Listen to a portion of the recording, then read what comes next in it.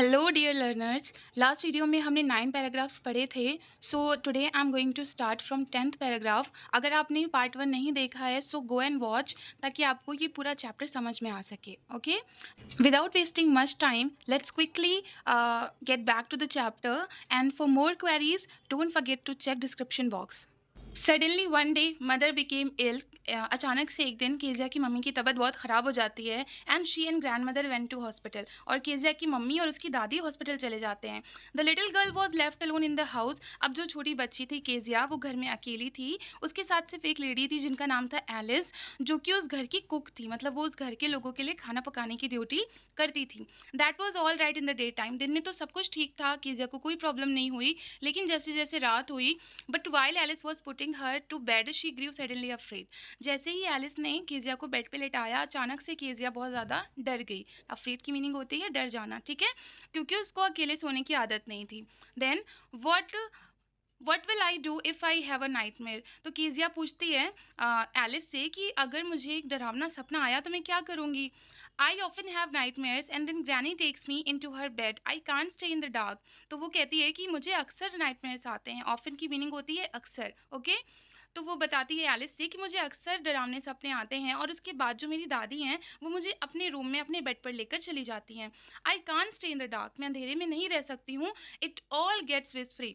तो वो क्या बताती है कि जब अंधेरा होता है तो मुझे ऐसा लगता है कि विस फ्री, किसी की फुसफुसाने की, रात में कहीं से कुछ आवाज़ें आ रही हैं। केजिया को ऐसा फील होता है, ठीक है।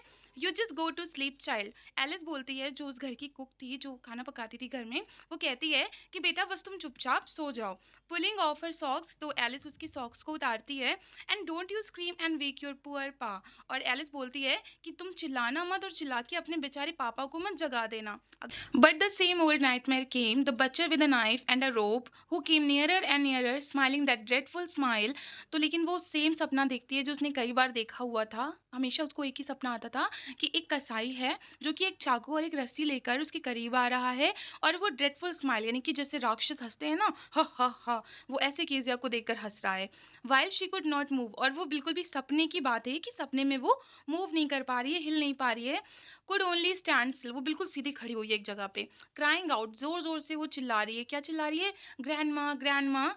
वो सपने में चिल्ला रही है कि दादी दादी। शी वोक शिवरिंग टू सी, वो एकदम उसकी आंख खुलती है कांपते हुए। शिवरिंग की मतलब होता है कांपना। शिवरिंग करते हुए वो उठती है और देखती है फादर बिसाइड हर बेड, कि उसके बेड के बगल में उसके पापा हैं। अ कैंडल इन हिज हैंड, उसके पापा अपने हाथों में एक मोमबत्ती पकड़े हुए हैं, ठीक है। What's the matter he said, वो कहते हैं कि क्या हुआ।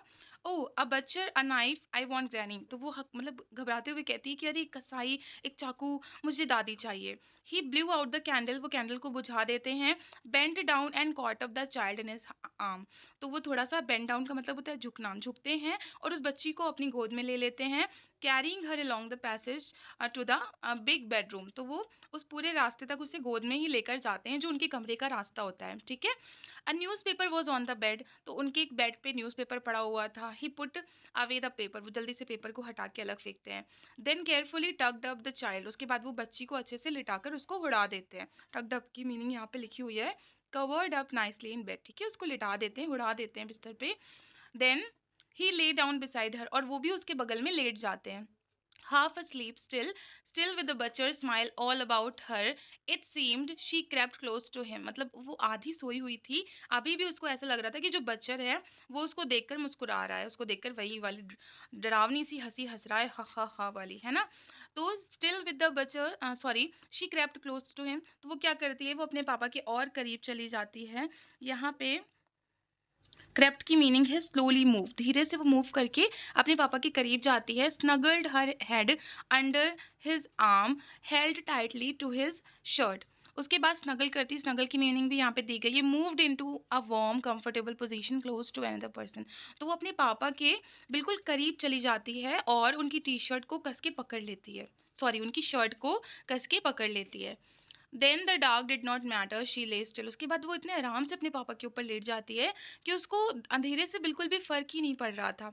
Hair rub your feet against my legs and get them sorry here rub your feet against my legs and get them warm said father. उसके पापा कहते हैं कि अपने पैरों को रब करो, घिसो मेरे पैरों से, ताकि तुम्हारे पैर जो हैं वो थोड़े से गर्म हो जाए। Tired out he slept before the little girl. तो उसके पापा इतने ज़्यादा थके होते हैं कि वो उस छोटी बच्ची से पहले ही सो जाते हैं। A funny feeling came over हर। उसके बाद उसको एक फ़नी सी फीलिंग होती है, कुछ अजीब सा उसके माइंड में आता है। पुअर फादर, वो कहती है बेचारे पापा। ठीक है, क्योंकि उसके पापा इतने ज़्यादा थके थे कि वो उससे पहले ही सो गए थे। तो वो उनको देखकर बोलती है कि बेचारे पापा, नॉट सो बिग, इतने बड़े भी नहीं हैं after all, and with no one to look after him. और वो बोलती है और हाँ, पापा का तो कोई ख्याल रखने वाला भी नहीं है। He was harder than grand mother, but it was a nice hardness. तो जब वो अपने पापा पे लेटी हुई थी, तो उन्हें जब वो टच कर रही थी, तो उसको लगा कि उसके पापा जो हैं वो उसकी दादी माँ से बहुत ज़्यादा सख्त है, यानी कि उनकी स्किन जो है वो बहुत सख्त है। लेकिन उसको वो सख्त जो उनकी हार्डनेस थी, उनकी स्किन की जो सख्ती थी, वो भी उसको अच्छी लग रही थी। And every day he had to work and was too tired to be a Mr Macdonald. अब वो क्या कहती है कि रोज़ मेरे पापा को काम पे जाना होता है और वो इतने थक जाते हैं कि वो मिस्टर मैकडोनल्ड नहीं बन सकते हैं। She had torn up all his beautiful writing. तो वो क्या कहती है कि मैंने अपने पापा की इतनी अच्छी स्पीच को फाड़ दिया था, कितनी बड़ी गलती कर दी मैंने। मतलब वो अपने आप को क्या करती है, ब्लेम करती है कि हाँ, जो हुआ था वो मेरी ही गलती की वजह से हुआ था, है ना। तो उसको रियलाइजेशन होता है कि उसके पापा इतने बुरे भी नहीं हैं। She stirred suddenly and sighed. उसके बाद अचानक से फिर से वो डर जाती है और क्या करती है, वो गहरी सांस लेती है। स्टर्ट की मीनिंग यहाँ पे हिल जाना। शॉक हो जाती है और अचानक से वो गहरी सांस लेती है, क्योंकि उसको वो इंसिडेंट याद आ जाता है जो उसके पापा ने उसको स्टिक से मारा था, है ना। जब वो ये सोचती है कि उसने अपने पापा की स्पीच फाड़ी, तो उसको उसके बाद का वो इंसिडेंट भी याद आ जाता है। तो अचानक से वो इतनी ज़्यादा घबरा जाती है, फिर वो कांपने लगती है और वो गहरी सांस लेती है। What's the matter. तो उसके इस इंसिडेंट ऐसे एक्शन की वजह से उसके उसके पापा की आंख खुल जाती है। वो कहते हैं क्या हुआ। उसके पापा उससे पूछते हैं एनदर ड्रीम। तो वो हंस के कहते हैं कि क्या हुआ, कोई और सपना आया क्या तुम्हें।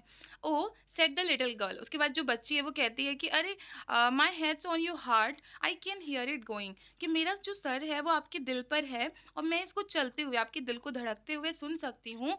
What a big heart you have got father dear. तो वो अपने पापा से कहती है कि प्यारे पापा, आपका दिल तो कितना बड़ा है। मतलब यहाँ पे हमें ये रियलाइज़ हो रहा है कि उस बच्ची को यह एहसास हो गया है कि उसके पापा बुरे नहीं हैं। अगर उसके पापा रूड बिहेवियर करते हैं या मतलब उससे प्यार से बात नहीं करते हैं, तो इसका रीज़न था कि उनके ऊपर वर्कलोड बहुत था। Let's just quickly talk about the question answers of this chapter. Those are, the first question is, why was Kezia afraid of her father? I'm going to explain it. Because कीजिया की question है कि कीजिया अपने पापा से क्यों डरती थी। तो इसका आंसर है because Kezia's father had no spare time for her. क्योंकि उसके पापा के पास उसके लिए थोड़ा सा भी समय नहीं था। He did not have any time to love her. और उनके पास इतना भी टाइम नहीं था कि वो अपनी बच्ची को प्यार कर सकें। He spoke in loud voice. वो बहुत तेज़ आवाज़ में बोलते थे। And rarely talk to her. और कभी कभी ही उससे बात करते थे। He rebuked her by saying that she looked like an owl. वो हमेशा उसको डांटा करते थे ये कह के कि तुम बिल्कुल उल्लू जैसी दिखती हो, है ना। तो इन सब रीजंस की वजह से वो अपने पापा से अफ्रेड होती थी, उनसे डरती थी। Second question is, who were the people in Keziah's family. Kezia के परिवार में कौन कौन से लोग थे। तो इसका आंसर है there were 4 people in her family. उसके परिवार में 4 लोग थे। केजिया की मम्मी, केजिया के पापा, केजिया की दादी और खुद केजिया। ठीक है। Next question is, what was Kezia's father's routine. Kezia के पापा का जो दिन का जो रूटीन था, टाइम टेबल था, वो क्या था। अब यहाँ पे 3 पॉइंट दिए गए हैं। Before going to his office, वो ऑफिस से जाने से पहले क्या करते थे। तो इसका आंसर देखिए, before going to his office her father came in to her room and gave her a casual kiss. Office जाने से पहले वो केजा के रूम में आते थे और उसको एक किस करके चले जाते थे। अब देखिए, after coming back from his office, जब वो ऑफिस से आ जाते थे तो उनका क्या बिहेवियर रहता था, क्या रिएक्शन रहता था। इसका आंसर है after coming back from his office, जब वो ऑफिस से वापस आ जाते थे, Kezia's father would talk loudly. वो घर आके बहुत तेज तेज बात करते थे। He would ask them to bring his tea. वो उन लोगों से पूछते थे कि उनकी चाय लेकर आओ in to the drawing room, है ना। He would enquire of the newspaper. वो न्यूज़पेपर के बारे में पूछते थे। He also told them to bring his slippers. और वो कहते थे कि मुझे मेरी चप्पलें ला के दो। तो इस तरह से वो ऑर्डर देते थे ऑफिस से आने के बाद। Then last point is, on Sundays, यानी संडे को उनका रूटीन क्या रहता था। तो देखिए, on Sundays Kezia's father would take complete rest. Sunday को वो बिल्कुल आराम करते थे, कोई काम नहीं करते थे। He would stretch himself on sofa. वो पूरा दिन संडे को सोफे पे पसर के पड़े होते थे। He put his handkerchief on his face. वो रुमाल अपने चेहरे पे रख लेते थे, अपना चेहरा ढक लेते थे। He put his feet on one of the best cushion. After that he slept and snored. तो वो अब घर के सबसे अच्छे कुशन पे अपने पैरों को रख लेते थे। उसके बाद वो खर्राटे लेकर पूरा दिन सोया करते थे। तो ये था जो तीनों पॉइंट है उनका, ये आंसर था कि तीनों कंडीशन में उनका क्या क्या रूटीन रहता था। ठीक है, आई होप आपको ये समझ में आ गया होगा। Next one is, in what ways did Kezia's grandmother encourage her to get to know her father better. किस किस तरह से केजिया की दादी ने उसको प्रोत्साहित किया कि वो अपने पापा को अच्छे से जान सके। तो वो रीजंस हैं, on Sunday grandmother encourage Kezia to go to her father and have a nice talk with him. तो संडे को उसकी दादी हर संडे को ऐसा बोलती थी कि तुम अपने पापा के पास जाओ और जाके उनसे थोड़ी देर अच्छे से बैठ के बात करो। ठीक है, देन उसके बाद है, discuss these questions in class with your teacher and then write down your answers in 2 और 3 पैराग्राफ्स ईच। तो ये एक काइंड ऑफ एक्टिविटी है कि आप अपने टीचर से ये क्वेश्चन पूछिए और इनके बारे में खुद से पैराग्राफ बनाकर लिखिए। तो ये 3 क्वेश्चन हम आपको समझा देंगे, इसका आंसर आप लोग खुद अटेम्प्ट करना। अगर आप अटेम्प्ट नहीं कर पाते हो तो आप कमेंट सेक्शन में मुझे बता देना, I will let you know about these questions. Okay, Kizia's efforts to please her father resulted in displeasing him very much. How did this happen?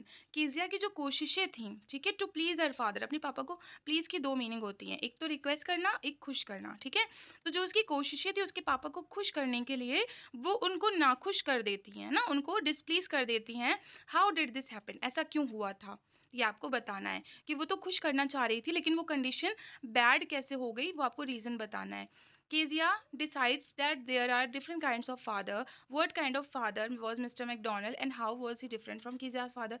Kezia ने जब मिस्टर मैकडोनल्ड को देखा तो उसने ये सोचा कि दुनिया में कई प्रकार के पापा होते हैं और किस तरह के पापा थे मिस्टर मैकडोनल्ड, और how was he different from Kezia's father, और वो केजिया के पापा से किस तरह से अलग थे, क्या डिफरेंस था मिस्टर मैकडोनल्ड में और केजिया के पापा में, आपको डिफरेंस बताना है दोनों का। ठीक है, how does Kezia begin to see her father as a human being who needs her sympathy, और उसके बाद में कैसे केजिया ने अपने पापा को एक अच्छे इंसान के रूप में देखना शुरू कर दिया जिनको केजिया की सिंपैथी चाहिए थी, है ना, वो भी चाहते थे कि उनकी बच्ची उनको समझे।